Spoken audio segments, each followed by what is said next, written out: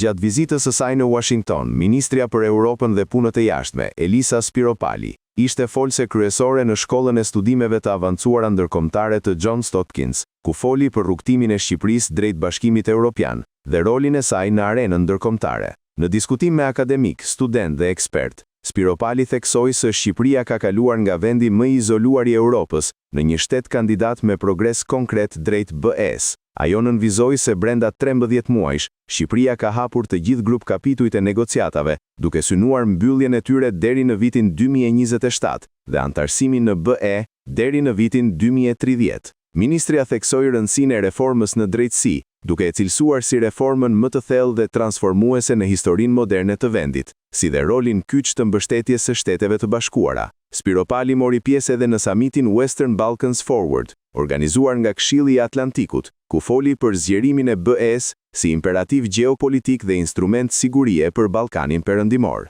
Sipas saj, çdo vonesë në procesin e zgjerimit krijon vakum strategjik dhe rrezik sigurie, ndërsa integrimi i rajonit në BE garanton stabilitet, bashkëpunim dhe siguri euro-atlantike. Ministria përmendi gjithashtu ftesën e presidentit Trump për kryeministrin Rama për t'u bashkuar bordit të paqes, si sinjali besimit ndërkombëtar ndaj rolit të Shqipërisë.